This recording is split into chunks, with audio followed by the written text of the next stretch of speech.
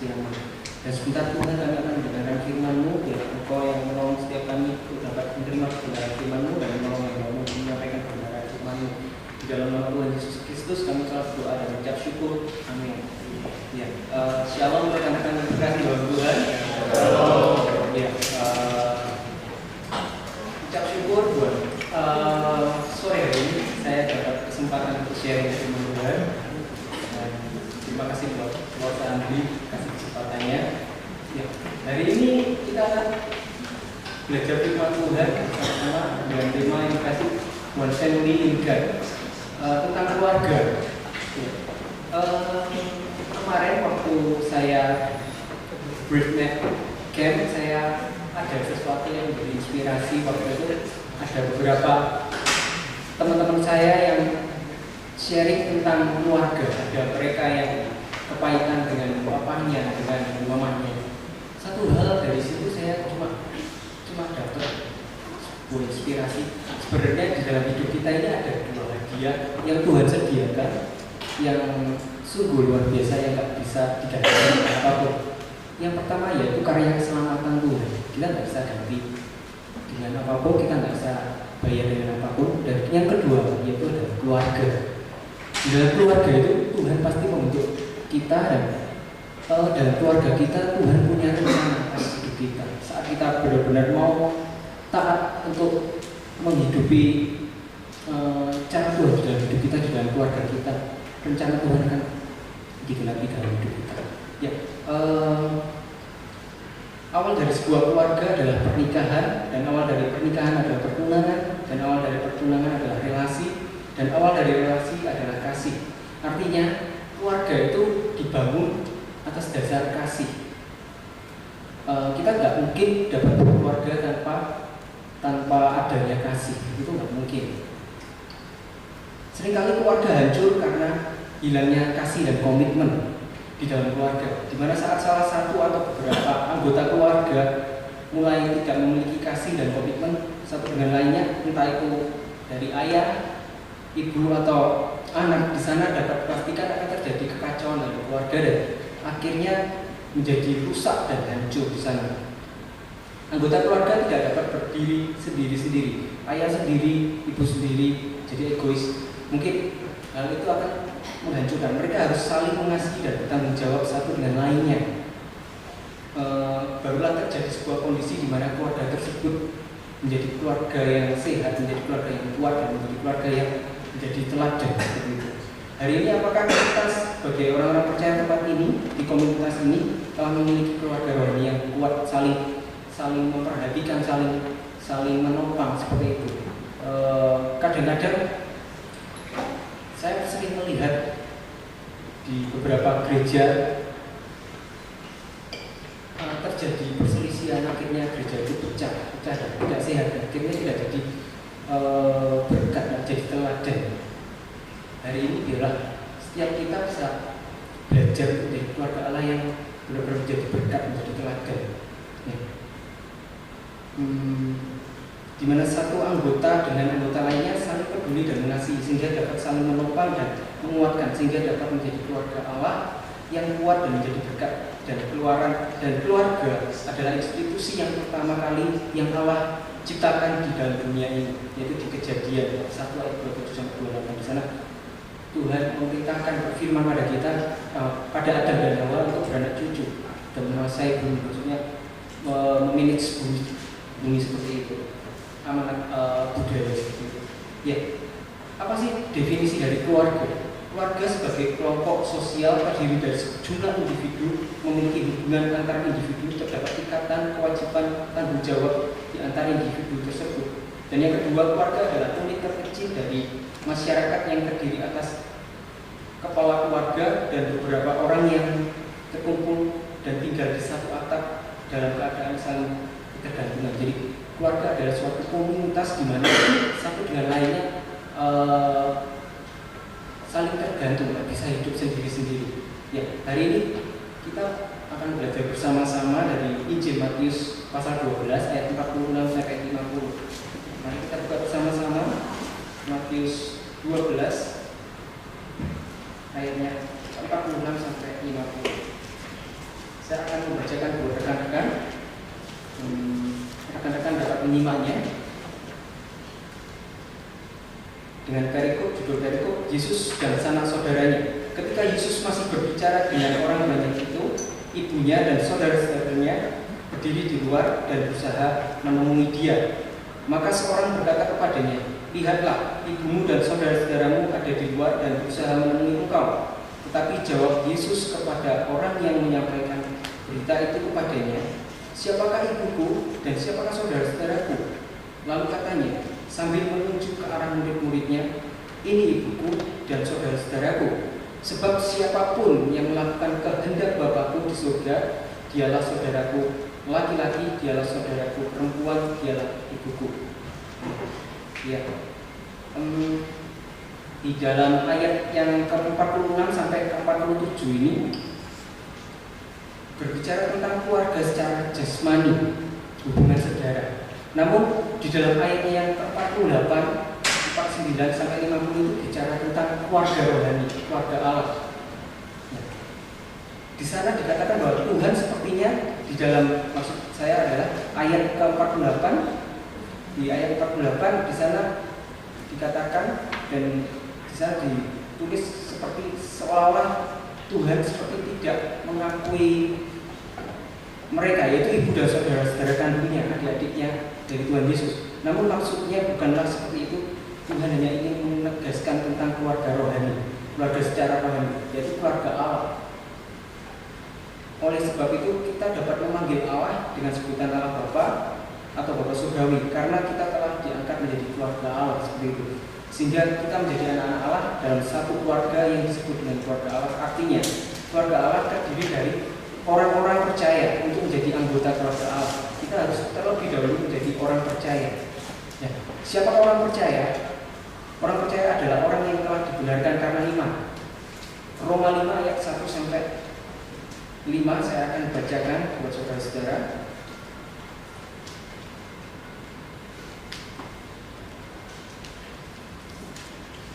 Roma 5 ayat 1 sampai 5. Roma 5 ayat 1 sampai 5 saya akan bacakan buat saudara. Di sana dikatakan ayat judul berikutnya hasil pembenaran. Sebab itu kita yang dibenarkan karena iman, kita hidup dalam damai sejahtera dengan Allah oleh karena Tuhan kita Yesus Kristus.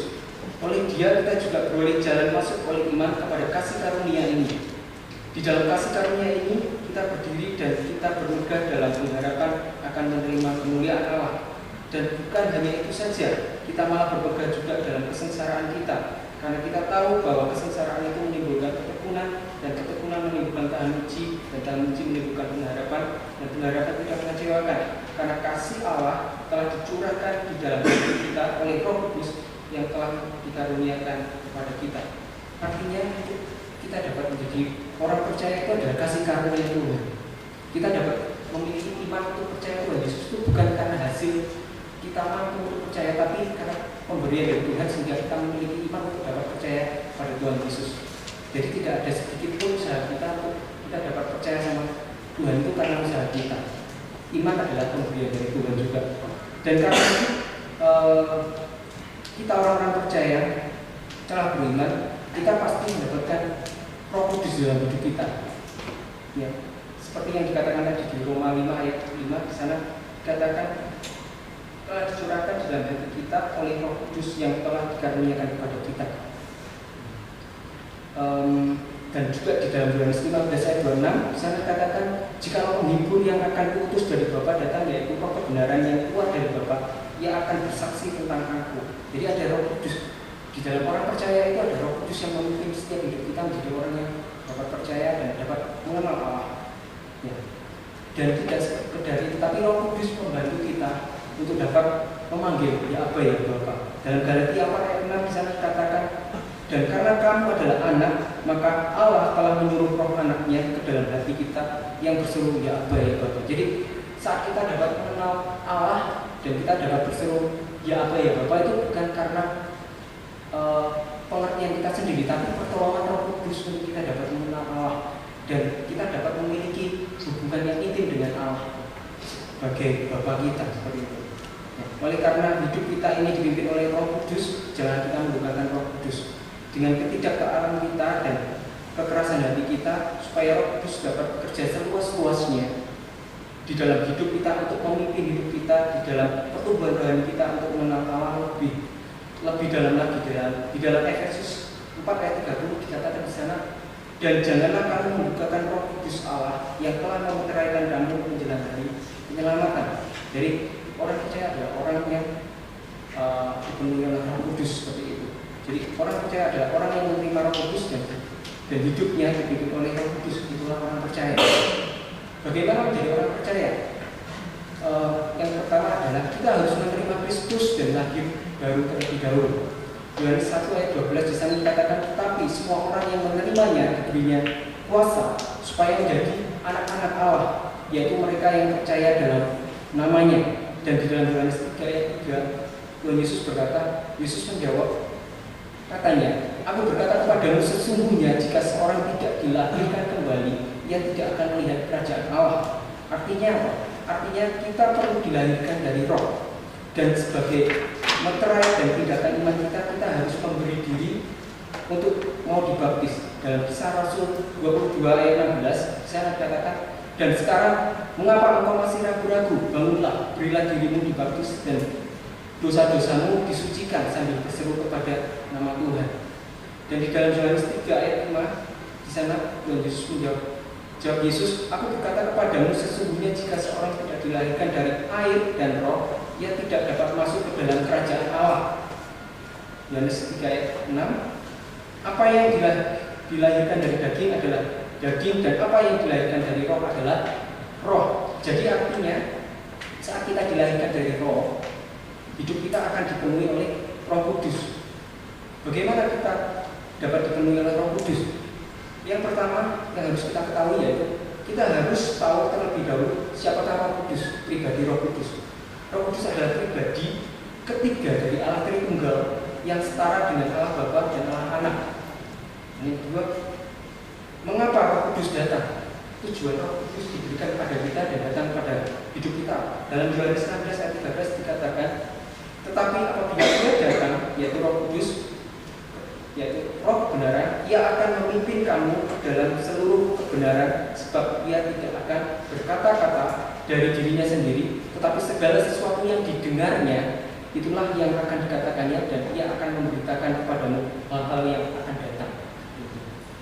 Apa akibatnya dipenuhi Roh Kudus? Kalau kita dipenuhi Roh Kudus, ada 4 hal yang akan muncul dalam kehidupan kita. Yang pertama, hidup memuliakan Tuhan Yesus. Ada kerinduan kita selalu rindu untuk memuliakan Tuhan Yesus dengan cara apa? Menjaga kehidupan kita tetap kudus, menjaga kehidupan kita tetap benar dan tidak menjadi batasan buat orang lain. Yang kedua, ada rasa lapar dan haus akan firman Allah. Ada sesuatu hal yang mendorong kita selalu rindu untuk mencari kebenaran firman Tuhan. Ketiga, rindu untuk mencari dan menyelamatkan yang sesat. Ada kerinduan untuk mencari jiwa-jiwa, untuk membawa jiwa-jiwa baru yang belum kenal Tuhan ke tempat ini, dan kita dapat bertumbuh bersama sebagai keluarga Allah. Dan yang keempat adalah menghasilkan buah-buah roh. Karakter-karakter ilahi itu ada. Selanjutnya, bagaimana dipenuhi Roh Kudus? Yaitu dengan iman. Hanya dengan iman. Dan Roma 1 ayat 17 dikatakan, sebab di dalamnya nyata kebenaran Allah yang bertolak dari iman dan memimpin kepada iman, seperti ada tertulis, orang benar akan hidup oleh iman. Dan Ibrani 11 ayat 6 dikatakan, tetapi tanpa iman tidak mungkin orang berkenan kepada Allah. Sebab barang siapa berpaling kepada Allah, ia harus percaya bahwa Allah ada dan bahwa Allah memberi upah kepada orang yang sungguh-sungguh mencari Dia. Sedangkan di dalam Roma 14 ayat 23 dikatakan, tetapi barang siapa yang bimbang, kalau ia makan, ia telah dihukum karena ia tidak melakukannya berdasarkan iman. Dan segala sesuatu yang tidak berdasarkan iman adalah dosa.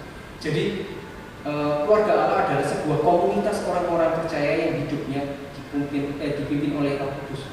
Nah, selanjutnya dalam ayatnya yang 49 Matius 12 ayat 49 dikatakan bahwa murid-muridnya lah yang menjadi ibu dan saudara laki-laki dan perempuannya. Artinya apa? Artinya mereka adalah keluarga rohani dari Tuhan Yesus. Walaupun tidak ada hubungan saudara, tapi secara rohani mereka adalah saudara-saudara Tuhan Yesus, keluarga Allah, yaitu keluarga Allah. Mengapa? Karena mereka telah menerima Injil itu dan menjadi keluarga kerajaan Allah. Seorang murid pasti telah menerima Injil kerajaan Allah untuk mengimaninya dan melakukannya, sehingga dengan demikian mereka menjadi keluarga kerajaan Allah atau keluarga Allah. Untuk menjadi keluarga Allah kita harus menjadi seorang murid Kristus yang sejati. Bagaimana menjadi murid Kristus sejati? Dalam Matius 16 ayat 24 dikatakan, lalu Yesus berkata kepada murid-muridnya, setiap orang yang mau mengikut aku, ia harus menyangkal dirinya, memikul salibnya dan mengikut aku. Selanjutnya, bagaimana kita dapat menyangkal diri atau memikul salib dan mengikut Kristus? Hidup taat. Hidup taat ada penundukan diri kepada Roh Kudus. Itulah caranya untuk kita dapat menyangkal diri dan memikul salib dan mengikut Tuhan Yesus Kristus. Akibat menjadi murid Kristus sejati kita akan menghasilkan buah roh. Dan Galatia 5 ayat 22, tetapi buah roh ialah kasih, sukacita, damai sejahtera, kesabaran, kemurahan, kebaikan, kesetiaan, kelemah lembutan, penguasaan diri. Tidak ada hukum yang menentang hal itu. Berarti menjadi murid Kristus adalah menjadi orang yang menyerahkan hidupnya sepenuhnya kepada Tuhan untuk menjadi milik Tuhan sepenuhnya. Murid Kristus adalah sudah benar-benar memberikan hidupnya, masa depannya pada Tuhan, mempercayakan seperti itu. Dalam Galatia 5 ayat 24, barang siapa menjadi milik Kristus Yesus, ia telah menyalibkan daging dan segala hawa nafsu dan keinginannya. Jadi keluarga Allah adalah sebuah komunitas murid-murid Kristus sejati yang menyerahkan seluruh kehidupannya untuk Tuhan dan bagi kemuliaan Tuhan saja. Dan di dalam ayatnya yang ke-50, Tuhan Yesus menjelaskan bahwa yang menjadi saudara laki-lakinya, saudara perempuannya dan ibunya adalah mereka yang melakukan kehendak Bapa surgawi. Apa sih kehendak Bapa? Ya, kehendak Allah Bapa adalah hukum Allah, perintah-perintah Allah untuk kita dapat taati. Di dalam Markus 12 ayat 30 sampai 31, sana katakan, kasihilah Tuhan Allahmu dengan segenap hatimu dan dengan segenap jiwamu dan dengan segenap akal budimu dan dengan segenap kekuatanmu. 31. Dan hukum yang kedua ialah kasihilah sesama manusia seperti dirimu sendiri. Tidak ada hukum lain yang lebih utama daripada kedua hukum ini. Artinya untuk menjadi keluarga Allah kita pasti memiliki kasih yang utuh. Ada agape, kasih yang utuh, kasih kepada Allah dan kasih kepada sesama.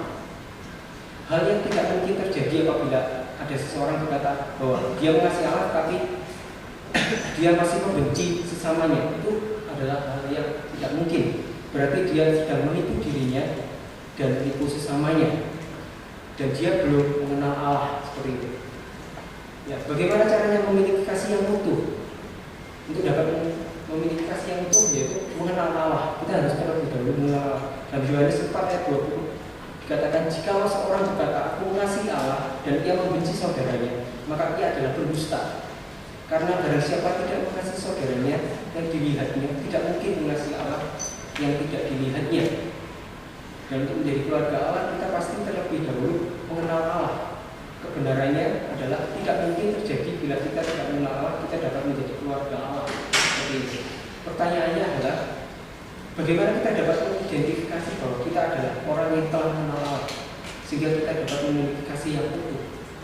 Dalam 1 Yohanes 4 ayat 7 sampai 8 di sana dikatakan, saudara-saudaraku yang kekasih, marilah kita saling mengasihi sebab kasih itu berasal dari Allah, dan setiap orang yang mengasihi lahir dari Allah dan mengenal Allah. Barang siapa tidak mengasihi, ia tidak mengenal Allah, sebab Allah adalah kasih.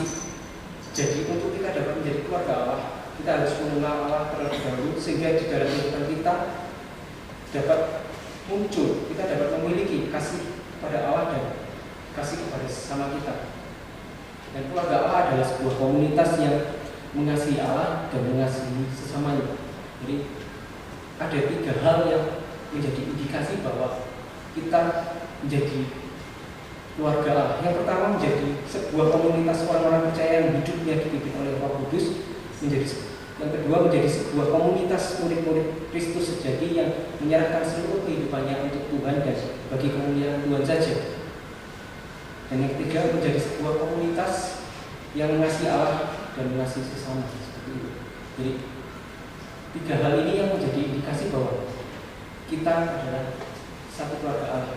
Kalau kita menjadi satu keluarga Allah, kita masing-masing adalah orang-orang yang dipimpin Roh Kudus untuk mau menjadi orang percaya. Tidak mungkin di dalam satu komunitas itu, komunitas keluarga Allah,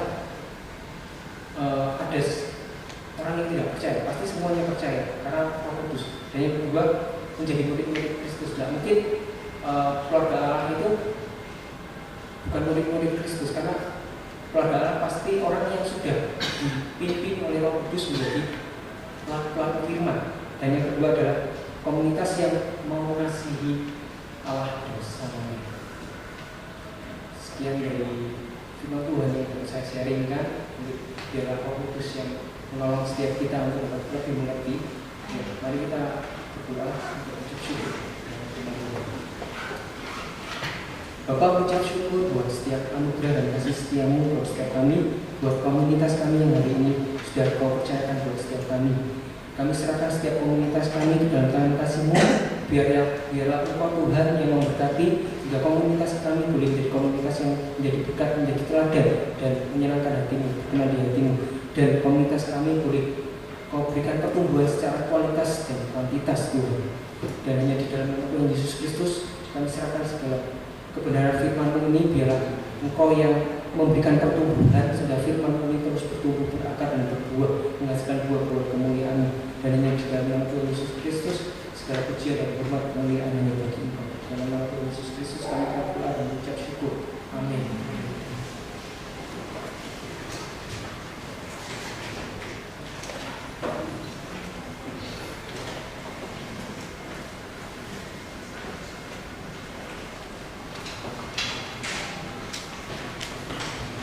Terima kasih kepada Bapak yang telah menyampaikan firman Tuhan. Mari kita meresponi firman Tuhan dengan memberikan persembahan kita untuk Tuhan. Mari kita nyanyikan Bapa Surgawi, minta tolong kesediaan Niko untuk menjadi tugas persembahan.